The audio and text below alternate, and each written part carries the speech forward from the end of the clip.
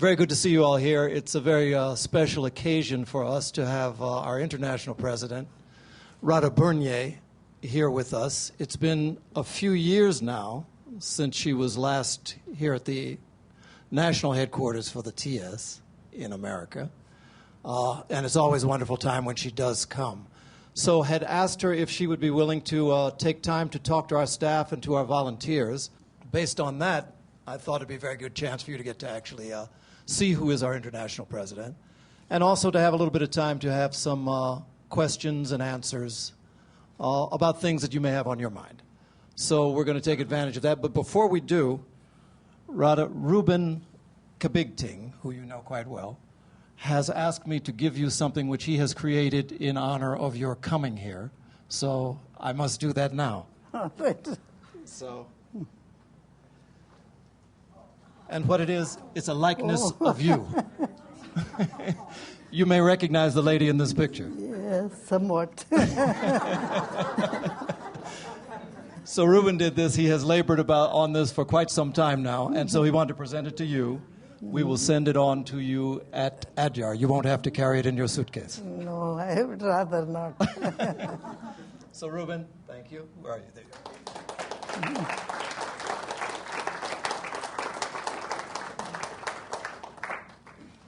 Well, at this point, then I think I would just be happy to just turn it over to you, Radha, for whatever you might have to say. Yes. As you probably know, I was here as long ago as 3 years.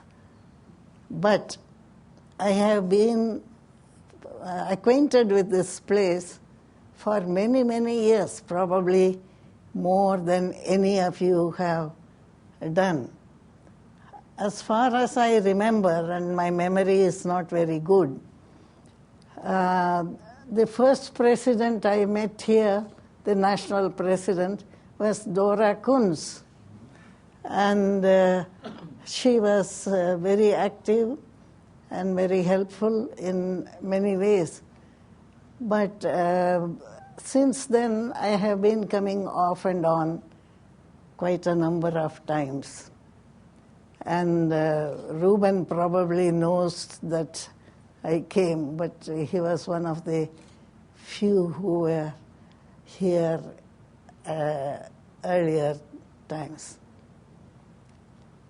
I want to tell you that however long any of us may have worked in this society, I myself have worked about 60 years, but the society's own life is still longer. It was formed here in the United States. I don't remember exactly in which place, but it was a very small society at that time. A few people had gathered together, mostly Americans. And incidentally, Colonel Olcott said, why not we form a society and try to make the people of the world understand what are real things and what we should give our most attention to. And so the society was started here in 1875. And it has gone on and has spread all over the world. If you come to Adyar, as some of you might, there is a big board on the hall giving the names of the sections which came into existence because of their travels, mostly because of their travels. And the United States of America, of course, comes first, but it was not long afterwards that the Indian section came into existence. And it spread like wildfire in India. Even now, it has the biggest section because theosophy is as ancient as India itself. And it has been known in India in some form or other from the earliest times. And America, United States, as you know, is very recent compared to that. But it has also spread in many parts of the country. We may mention here that from America, it went to England, and then when the founders came to India, they established the international headquarters there. They were looking for a place and traveled in India all over from north to south and east to west. But no place that they saw actually appealed to them, although there were many places where they were welcomed, and Colonel Olcott traveled by himself without HPB because she couldn't travel everywhere. But it was an experience for them. And HPB, when she came to see the Adyar estate, it was just an estate. It was not called the Adyar estate. She said, this is the place. The masters would like the society's headquarters to be in this place. And so it came to be. At that time, it was not part of the city of Madras. It was on the south side of the Adyar River, and the city was on the north side. But today, the city has spread everywhere. As you know, the population of the world is increasing, especially on the eastern side. And so it has traveled far south of Adyar and has reached the places which we would never have thought of in those days. I was born in Adyar and grew up there. The society had a great attraction for members all over the world. I remember from my earliest days how important the society was in India and the world, because it was a worldwide population which became acquainted with Adyar in those days. I was a little child. My parents and my grandfather was a member of the society and knew the founders. And my parents were there from very early times. So I happened to be born there. And I remember being taken round in somebody's arms and seeing the first convention. I didn't know what was happening there, but I knew that there was something very important, because more than 2,000 people gathered there. Even today, 1,200 people is the minimum, and more come and join in on certain occasions. So it was a great thing, especially in those days when there was a clear division between the Western world, which was supposed to be very advanced, and the Eastern world, which was can't even say not even so advanced. It was considered very poorly. But in the society, no difference was made between East and West. This was a great thing in those days. It is no more great. Today in the United States, you find a lot of Eastern people, Africans and so on. But it didn't happen in those days. The Indians had their food separately in an Indian restaurant. You won't believe it, but it happened in the Theosophical Society. And other people in another, in the common restaurant. But it was a great occasion whenever a convention took place, and it is even today, and perhaps some of you may have attended one of the conventions or will attend it. Then we had a great deal of contact with countries which have undergone very difficult times. For instance, Russia. Madame Blavatsky came from Russia. We owe a great deal to her and to her country. And today, 3 lodges have come up, which is a very nice thing after many, many years, because when the communist revolution took place in Russia, everything was closed down. The Theosophical Society didn't exist there anymore. And for years it didn't exist.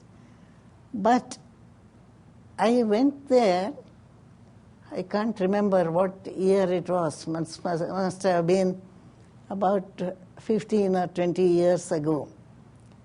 And to my great surprise, I found in Moscow a gentleman who had been a member of the society even in ancient times.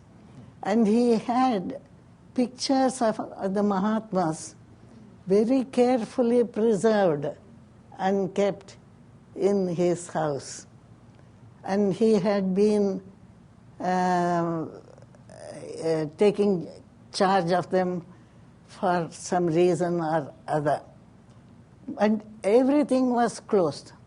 And even today this is happening in various places. For instance, in Pakistan, the society is almost closed. The only lodges which remain idle and inoperative, but still they remain in existence, are 2 lodges in Hyderabad, Sindh, and nearby. Karachi's the main, because there are many Parsis there. They have had a very difficult time. You must know that the people who had ideas which are very different from the theosophies, certain of the Muslims, they tried to take possession of the big lodge building, the very nice place that the society has there and so on. But they did not succeed. The lodge building still exists, and there is a Montessori school. They keep it going because that is one way of preserving the place for the Theosophical Society. We hope that one day or another the society will become active again. There were enough lodges there to make a section. Perhaps some of you know that 7 lodges is the minimum that is necessary for a section to come into existence and to go on. And so This happens all the time, that some sections go out for some reason. Russia, they did not know that they would have to close down. In Pakistan, they did not know, and in some other places also, which I will not mention just now. But the society goes on. You can ask why. The society membership becomes smaller and then it becomes larger, but the society as such remains active and alive in the world. And this is a symbol of the fact that the society has a work which needs to be done not in one place of the world, but in all the places of the world, so that certain ideals which are important for humanity and for all other creatures in the future will be sustained. And that is our duty. It is very often thought that the work of a lodge is for the locality, for a very small area and a few people round about. In a way it is true, but it is that and also the whole world, all the sections. I wonder how many here ever come to know what goes on in other sections in the world. Does the society remain alive? Do the ideals, the objects of the society mean something extremely useful to humanity as a whole? All these questions need to be answered by each one of us. We are not here to become members of the American section or the Indian section or the Australian section or whatever it is. We are here because we want the world to grow in a certain way. What is that way? A way where people will settle their differences by talking over things, by learning to do things together even if there are differences among us. This is very important, and the first object of the society, the nucleus of universal brotherhood, has to be formed by all of us giving our hearts and minds to this thing, that people may be different, they may have been brought up differently, their customs may be different, but we are one people, we are humanity.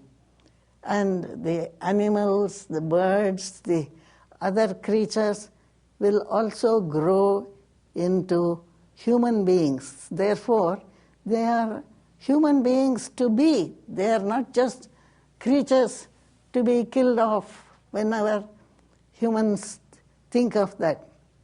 So, that is the first object of the society, that all of us should have differences. Naturally, if we were all alike and had the same interest, it would be dreadful. We are different, but yet the same. We are one people from end to end of the earth. And this has to be achieved. And in order to achieve that, the society is, in my view, you may not agree with that, is being kept alive.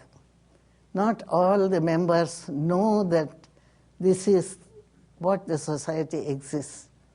And we know that from time to time, different religions have come up, different groups of people with certain ideals have come up, but as long as it does not deny brotherhood, the brotherhood of all people, therefore universal brotherhood.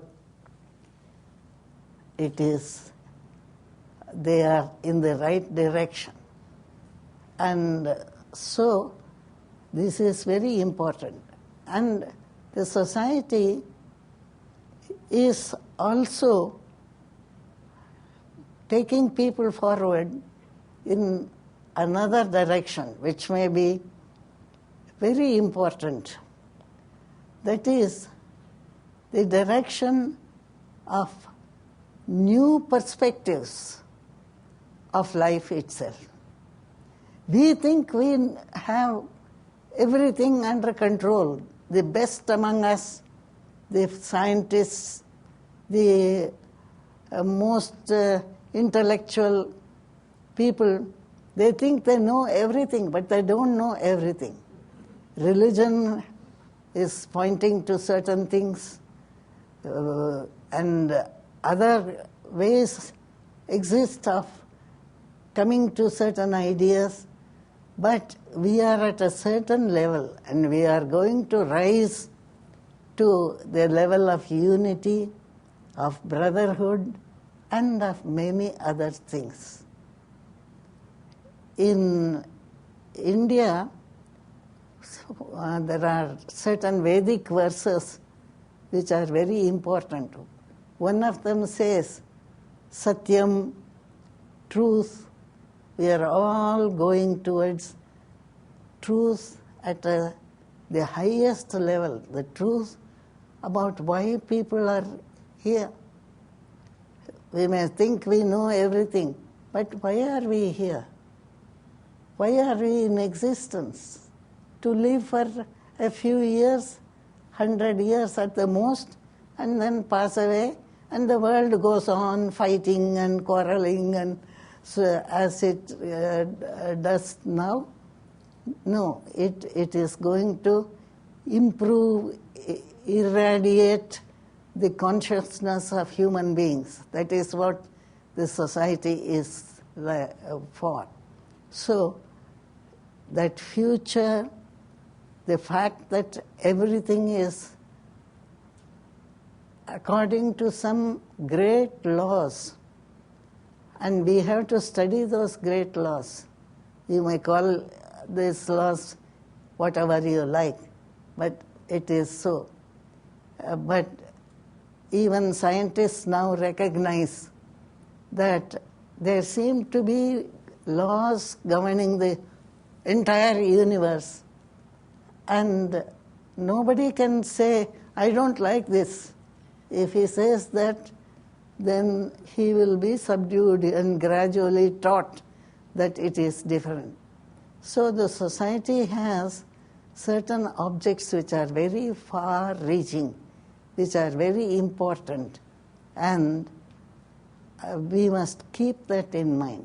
It is not a little society made up of the peoples of a few countries, but a forward-looking movement, a movement which is going to take people very far in the evolutionary path.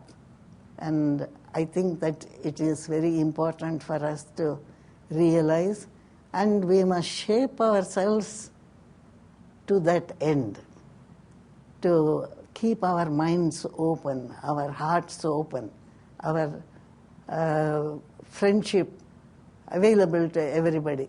Only today or the day before, somebody was saying that so-and-so, if it doesn't come in to cooperation, must be put down and made to understand. You can't make people understand things, but you can help them to come to that by themselves. And there are many things like that which the human being can achieve, which he may not know of at present, but is very, very important. And all that is part of the work of the society, to create this feeling of cooperation, of goodness, of rightness, of trying to find the truth behind everything is part of our work. You know how many people now realize the importance of unity among human beings, many more than are to be found among the members of the society, but that is due to the work the society has done in the past and is continuing to do, although we don't deny the existence of other bodies which may also be doing something similar. In our history books, we were taught about Mahatma Gandhi and his role in the independence of India from Great Britain. And we're aware of the Theosophical Society, their spiritual activities. Did they ever have a role politically, like in World War I or World War II, or the India independence? No, it does not have a political role anywhere. Certain members may have a political role. They had a very important role when the independence of India was being worked for. But now India is suffering from various disabilities which it has created for itself, and theosophists have really no role to play in the political life of the country.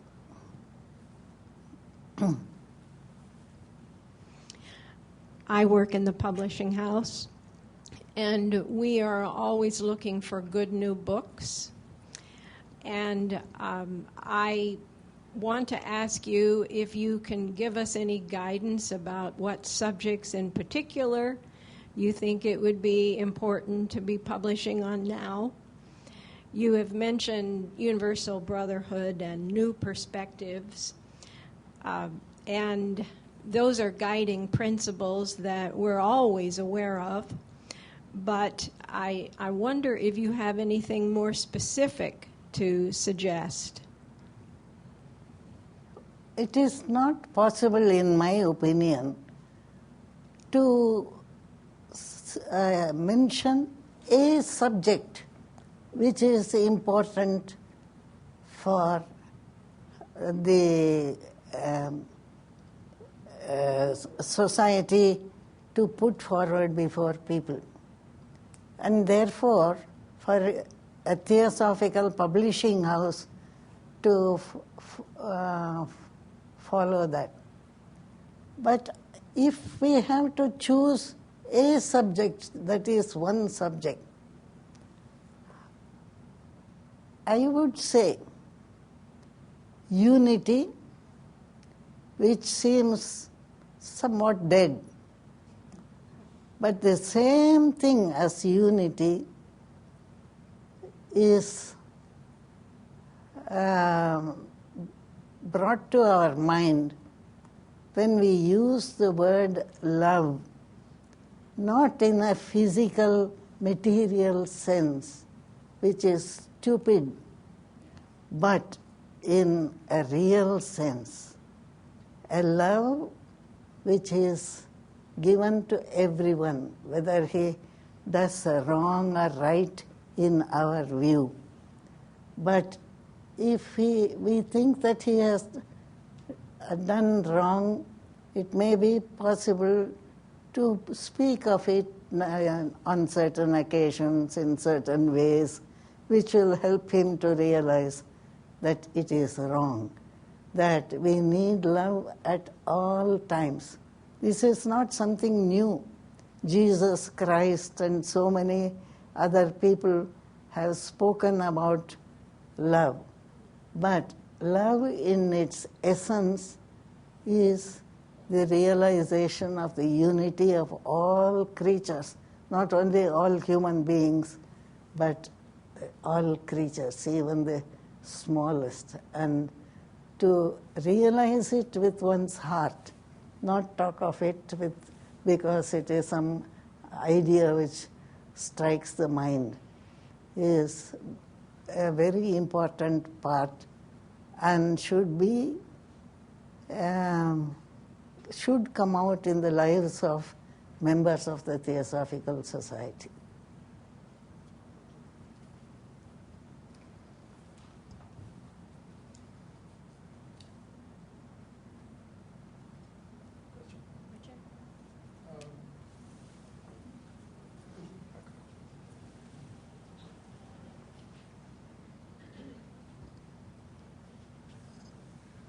Could you Two more questions. Maybe two more questions. Could you talk a little bit about the work of the Society in India now and some of the things that it's doing? What is it? Could you talk a little about the work of the Society in India and some of the things that it's doing, for instance, at its headquarters? And You mean the Indian part of the society? Yes, the Indian section. One of the important aspects of the work in India is the unity we talked about. It is a country which was divided in many ways by religion. You find almost all the religions represented in India. But do they understand each other? By caste, which at one time had to do with the job that a person was doing. And anybody could take up any work, and his caste was according to the work that he did. The relationship between the different peoples of the country is a big problem. So all these problems have to be dealt with from a theosophical point of view by the Indian society. It has a great work to do and a great tradition of doing the right thing which has been lost. But we try as far as possible to make members realize that they have to be different. People of my father's generation, he was president of the society, you know, for 20 years. But from his young age, from the time he left college, he began to feel that this whole system of dividing people by caste and religion was wrong. So he did not even use the word Shastri in his name. Shastri indicated a Brahmin of a particular class, but he did not use it. He made his name into Sri Ram. There were many theosophists who did that kind of thing. They changed their own lives according to theosophical ideas. So I am afraid that that feeling of renaissance, which means being born again, not in the normal sense, but in the real true sense, is very important in the Theosophical Society. And the Indian section is, I think, aware to some extent of this fact. one more question, perhaps? Okay. Janet. Could you tell us what is the work now of the Adyar Library as a research center at the Library and Archives? Colonel Olcott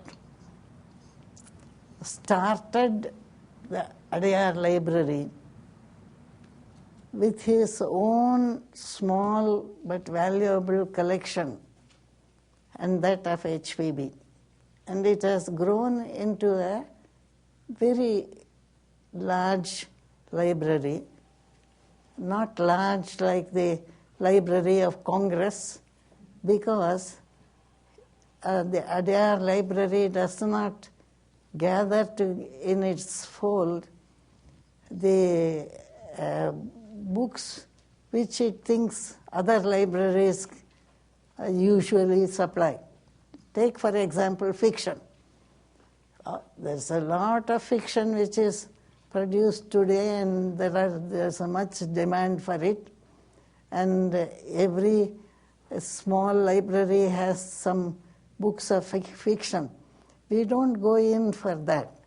But books which have to do with our own conception of life, about the higher ideals, etc.